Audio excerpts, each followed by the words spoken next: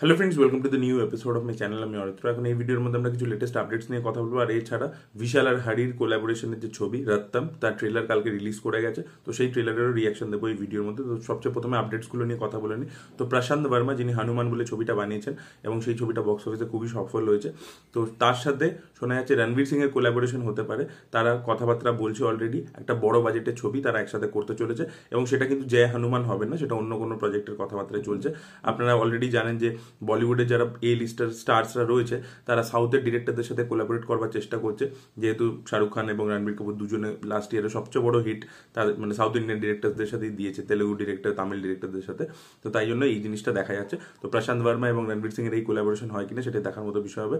দ্বিতীয় আপডেটটা হচ্ছে আগেন রণবীর সিং কে কেন্দ্র করতে, রণবীর সিং আদিত্য ধারের সাথে একটা পলিটিক্যাল গ্যাংস্টার বেসড একটা ফিল্ম করতে যাচ্ছিল, যেখানে পলিটিক্স এবং গ্যাংস্টারের অ্যাঙ্গেল দুটোই থাকবে। তো সেই ছবির স্ক্রিপ্টের ওপর আবার করে রিওয়ার্ক করা হচ্ছে। অ্যাকচুয়ালি রণবীর সিং এর এই সময় খুব একটা ভালো চলছে না, তো ছবি ব্যবসা সফল হচ্ছে না বক্স অফিসে। তাই জন্য প্রডিউসাররা বলেছে বাজেটটাকে কাট ডাউন করতে, এবং যেহেতু ছবিতে ওটিটি রাইটস মানে ডিজিটাল রাইটস আগে যতটা বেশি পরিমাণে পাওয়া যাচ্ছিল এখন সেটা কমে গেছে, তাই জন্য প্রডিউসাররা বলেছে যে বাজেটটাকে কন্ট্রোল করতে, কমাতে। তো তাই জন্য আদিত্যদের স্ক্রিপ্টে রিওয়ার্ক করছেন, অ্যাকশন সিনসগুলোকে কমাচ্ছেন এবং চেঞ্জেস করছেন, যাতে কম বাজেটের মধ্যে এই ছবিটাকে পুল অফ করা যায়। তো দেখা যাক ছবিটা আলটিমেটলি এবং কম্প্রোমাইজের পরে কিরকম আউটপুট আসে। এবং ছবিটা একটু পোস্টপন্ড হয়েছে এই স্ক্রিপ্ট রিওয়ার্কিং এর জন্য।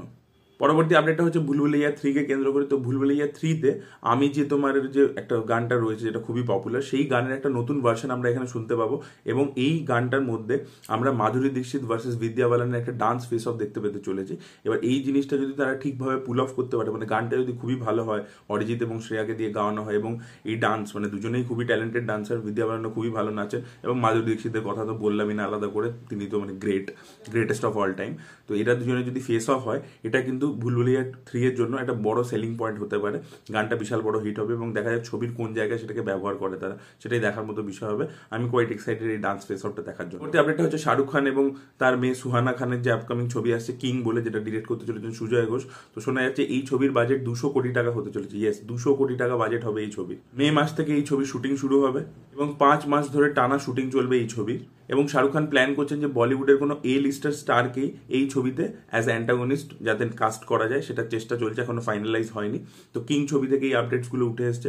শাহরুখ খান কিন্তু পুরো দমে চেষ্টা করছেন যাতে তার মেয়েকে একটা বড় সড়ক করে লঞ্চ করতে পারেন, কারণ আর চিজে মানে খুব একটা ভালো ফিডব্যাক আসেনি, তাই জন্য শাহরুখ খান কিন্তু খুব বড় করে চেষ্টা করছেন যাতে তার মেয়েকে মানে একটা লঞ্চ করতে পারেন। দেখা যাক সেটা আলটিমেটলি সাকসেসফুল হয় কিনা। সলমান খান এবং এআর মুরগাদাস একসাথে একটা ছবি করছেন সিকান্দার বলে, যার অলরেডি রিলিজ ডেট অ্যানাউন্স হয়ে গেছে। ঈদ পোস্টার মানে পোস্টার না, মানে জাস্ট টাইটেলটা চলে এসছে।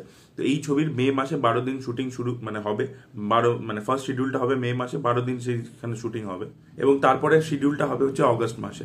পরবর্তী আপডেটটা হচ্ছে তেজা সাজ্জাকে কেন্দ্র করে, যিনি হনুমান ছবিতে লিড চরিত্র প্লে করেছিলেন, এর আগে জম্বি রেডি করেছেন, প্রশান্ত বর্মার সাথে কাজ করেছেন উনি। তো উনি কার্তিক গাট্টামেনি, যিনি এর কদিন আগে ইগল বলে ছবিটা ভালো, তার সাথে কোলাবোরেট করে একটা ছবি করছেন, যেটা প্রডিউস করছে পিপল মিডিয়া ফ্যাক্টরি। এই ছবির অ্যানাউন্সমেন্ট আসতে চলেছে 18 এপ্রিল। পরবর্তী আপডেটটা হচ্ছে মালায়ালাম ইন্ডাস্ট্রি থেকে। তো বহুদিন পরে আবার আমরা পৃথ্বীরাজ সুকুমারন এবং ম্যামোটিকে একসাথে স্ক্রিন শেয়ার করতে দেখতে পাবো।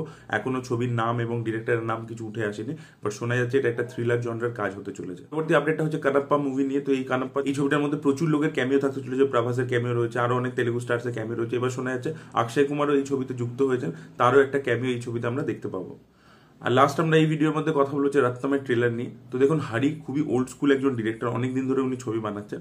এবার মাঝে ওনার কিছু ছবি একেবারে ভালো হয়নি, একটা টাইমে উনি খুব ভালো ভালো ছবি কিন্তু বানিয়েছেন, স্যামি হোক, সিংঘম হোক, এরকম ভালো ভালো ছবি কিন্তু বানিয়েছেন। বাট রিসেন্টলি উনি একটু আউটডেটেড হয়ে গেছেন, ওনার ছবি সেরকম ভালো হয়নি। স্যামি স্কোয়ার খুবই খারাপ ছবি ছিল, তারপরে উনি আরেকটা ছবি করেছিলেন এই অরুণ বিজয়কে নিয়ে, সেটাও চলেনি। তো এবার দেখুন, একটা জিনিস হতে পারে যে উনি বাউন্স ব্যাক করে গেলেন, কারণ ভেঙ্কট প্রভুর ক্ষেত্রেও এটা হয়েছিল যে ভেঙ্কট প্রভু কিন্তু আউটডেটেড হয়ে গেছিলেন, কারণ উনি অনেকটাই সিনিয়র, কিন্তু আবার মানডু দিয়ে কোথাও গিয়ে বাউন্স ব্যাক করেছেন এবং থালাপতি বিজয়কে নিয়ে এখন ছবি করছেন। এবার দেখুন, এই ছবিটা রাত্তামের ট্রেলারটা আমার এক্সট্রাঅর্ডিনারি লাগেনি, কিন্তু ডিসেন্ট লেগেছে।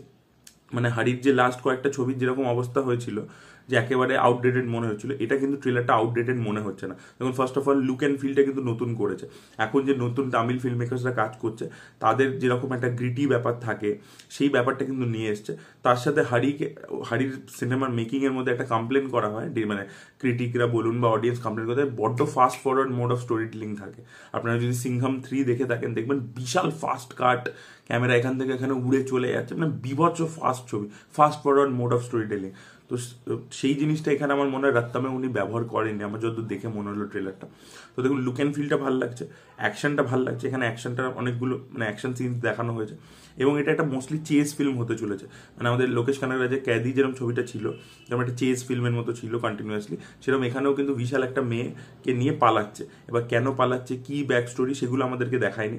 বলা হচ্ছে প্রেমের অ্যাঙ্গেল রয়েছে, বাট জাস্ট কি প্রেমের অ্যাঙ্গেল নাকি অন্য কিছু থাকবে সেটাই দেখার মতো বিষয় হবে। ভালো ভালো অ্যাক্টার্সদেরকে কাস্ট করা হয়েছে, এবং বিশাল এর আগে হারির সাথে হিট ছবিও দিয়েছেন, থার্ড টাইম কোলাবোরেট করছে। তো দেখা যাক বিশালকে এমনি ভালো মানাচ্ছে, অ্যাকশনে তাকে ভালো মানায়, তার সাথে overall look and feel, set up, rural belt বা যে ক্যারেক্টার্সগুলোকে যেভাবে দেখাচ্ছে সেটা ইন্টারেস্টিং লাগছে। ডিএসপি মিউজিকও ভালো দিয়েছে, ট্রেলারটার পিছনে যে গানটা বাজে, যে মিউজিকটা বাজে, সেটা কিন্তু ভালো, অ্যাকশন সিনসগুলো ভালো, লুক অ্যান্ড ফিল যেটা বললাম ভালোই লাগছে।